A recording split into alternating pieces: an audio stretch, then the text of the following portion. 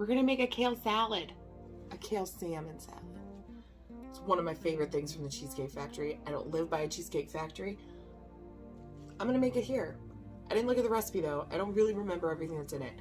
I have like a basic idea of what goes into it, but I think of it all the time, which I guess means I should know more about it. Anyway, one of the best salads I've ever had. So I'm gonna make it, and I'm gonna see if it makes more sense to get all of the ingredients, make it at home, or take the drive to a Cheesecake Factory and just get it there. Is it better? Is it worse? We're gonna find out. Get some curly kale. You gotta pull each leaf apart, open it.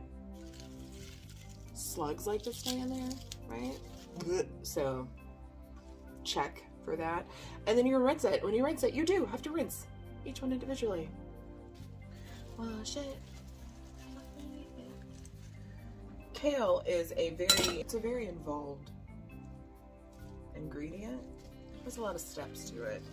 And they are important steps, which sucks because it means that you can't take shortcuts. I've done the shortcuts.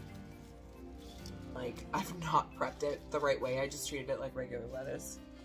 Don't do that. No. Separate them. Rinse each one individually. Dry each one individually. And then you have to take out the middle. Let's take the stem off. Do you want to watch me do this? Do you want to watch me do all the kale?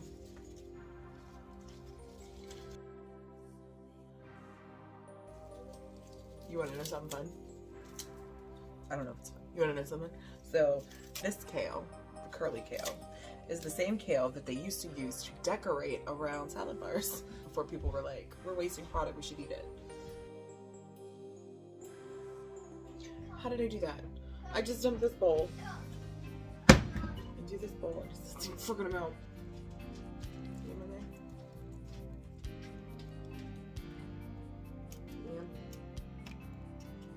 So now that we got that, comes the next part of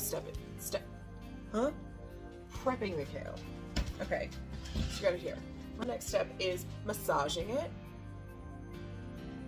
That's exactly how it sounds. So you're gonna do some salt, lemon juice. I don't have lemon juice. I've got lime juice. What? So that's what I'm gonna use. And you do a little of that. The acidity is going to help soften the leaves. The salt is going to help do that as well as infusing the citrus flavor. And then some olive oil.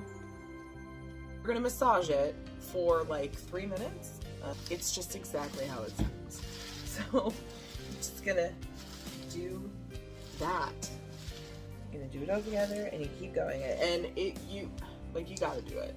So I've not done it before, and it's very hard to chew. You'll just like keep chewing it, longer. It's not like it's not gonna go down, because it will, but it's a lot easier if you massage it, loosen it up. So, and it's easier for your body to digest, which, that's always a good thing.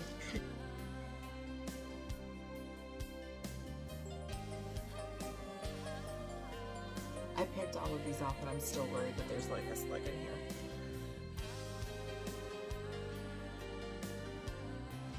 You noticing the difference yet? Not mine. You can't really see it up close.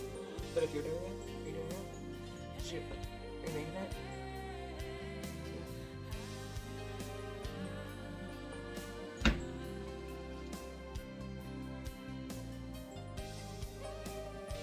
It looks so much better.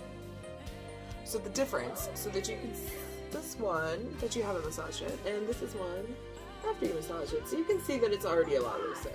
Kale being the only grain in a salad would be intense. So I know that there was something else.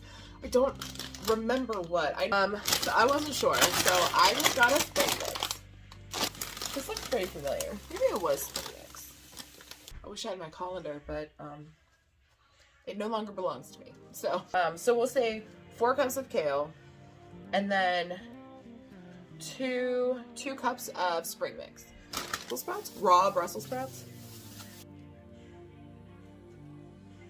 I'm scared there's gonna be bugs. been a rough weekend. I'm scared of vegetables. That's the kind of weekend I've had. 3 Brussels sprouts. If you have like a, you know, what are those called? Oh, maybe I'll use a grater. See how that works.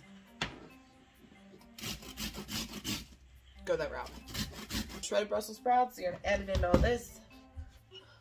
All that. Those are all the greens that I can remember. Okay, so then you're gonna do radishes.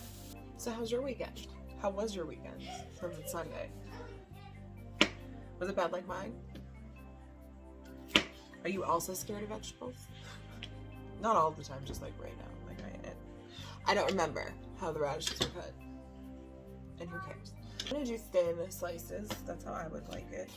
Try to do it like in the portion size of like what you would get at the restaurant.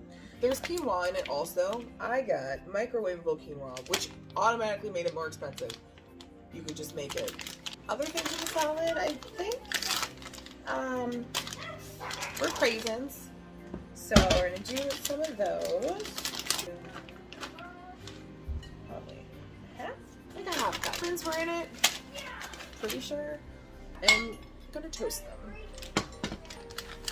I'll be back. Watch your almonds. Watch them. I gotta say, 90 seconds and paying $5 instead of $3 and then cooking it for 25 minutes. I'd say it's worth it. What is? That's a loop. What? Time for the salmon. If you get it, put the skin on. Whoa.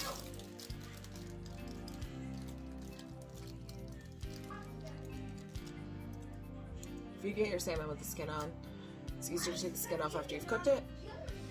Some people like to eat the skin. I am not one of those people. That's gross to me. If you make your quinoa, make sure you cool it down before you add it to your salad. Okay, so the almonds are oh Lord. The almonds are almost done toasting. I'm gonna use that same pan after I empty the almonds out to cook the salmon. So,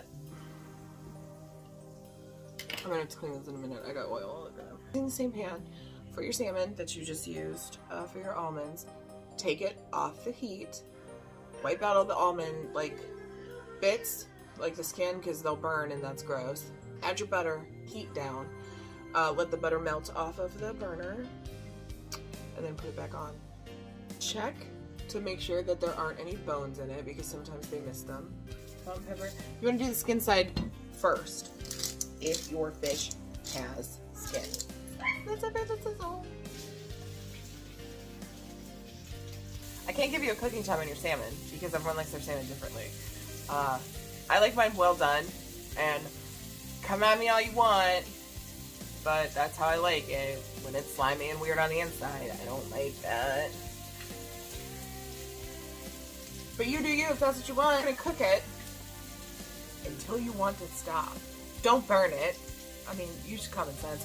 My pieces were pretty thick, but then there was one that was actually kind of thin, so you'll have to just wing it. You do know, anytime you use tongs, that you have to clack them, right? You have to make sure that they're gonna tong right. It's an important step. Okay, so there's a way that you can check to see if avocados are right besides, you know, squishing them.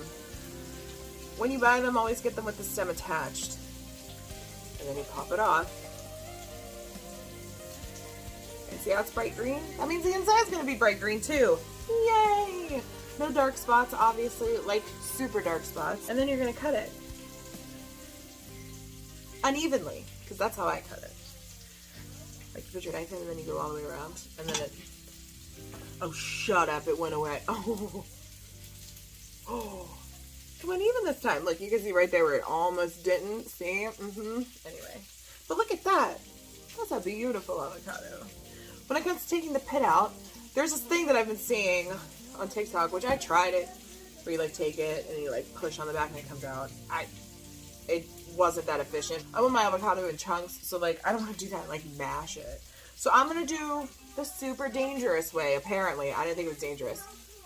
Alton Brown taught me this. So take the butt of your knife, hold it so carefully, and just don't even need to go that far. See? And then you're gonna twist. Okay, you're gonna take the butt of your knife. You're gonna go in here. Yeah. And then you're gonna twist it, and it comes out. And then to get it off, just move your fingers up, and you're just gonna push it. They're so beautiful. Look at them. Oh my god. Okay, so with these big ones, because they're so thick, after you sear both sides, you stand it up. I'm not gonna do it because it's really hot. Take your tongs and stand it up. Let it cook on each side. The crust on this. Oh. Can I get a sound? Let me see.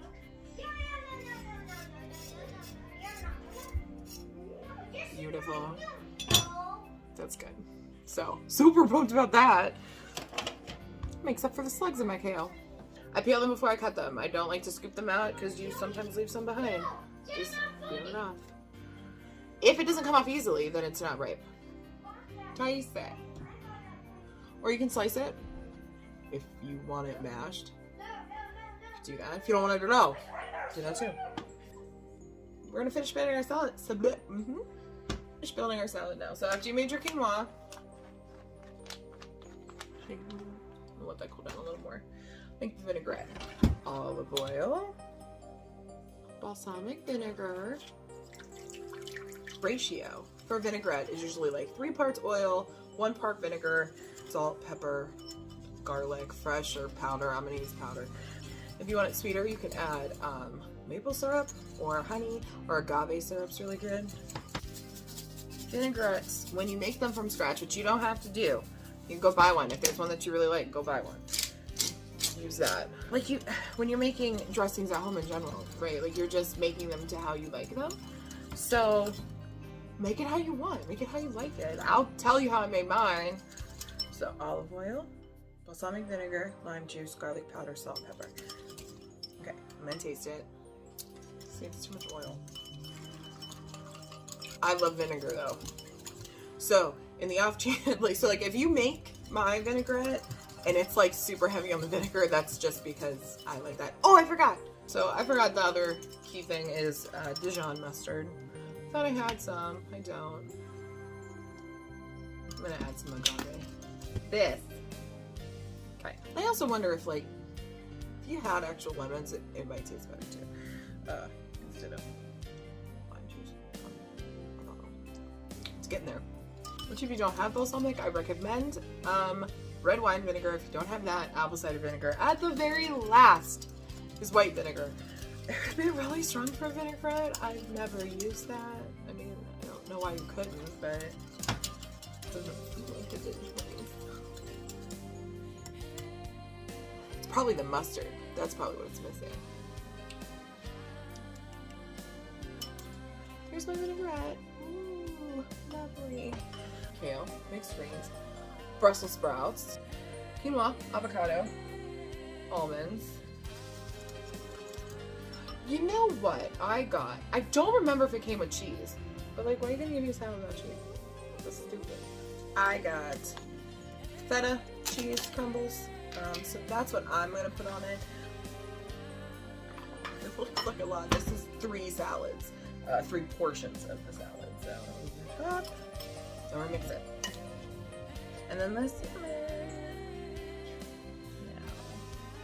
So after you cook it, it's a lot easier. You just take it and just scoop off or scrape off the skin. It's 4 ounces of salmon. There's probably like 2.5 cups of the lettuce mixture on there. So we'll try it. Okay.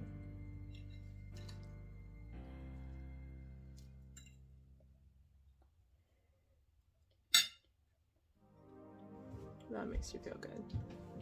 That's good. I had a bite of feta. And I'm pretty sure it didn't come with any cheese, which is a mistake because it's super good with feta. It's a good salad. It's not as good as I remembered theirs, but it is good enough that I would just make it myself whenever I want it. So in conclusion, it's good. It's good enough that I wouldn't go out looking for one just for the salad. So I hope you try it. The recipe is going to be in the description. You don't have a frame of reference probably, but I encourage you that if you're by a Cheesecake Factory, Good. Oh! That you go and try it. And if you're feeling up to it, try it there. And then get all the stuff at the store and try it at home. See which one you like better. Yeah. It's good. Thanks for watching this episode of Eat Your Feelings. This perked up my weekend. Hope your weekend's going good though. And if it wasn't, I hope this helped. If it didn't, whoops. And it's almost over. Thanks for coming back. If you try it out, let me know. If you have questions, let me know. If my recipe makes no sense, I'm sorry. If it's not a thing, sorry. If it's not a thing, sorry. I'll see you next time. Bye!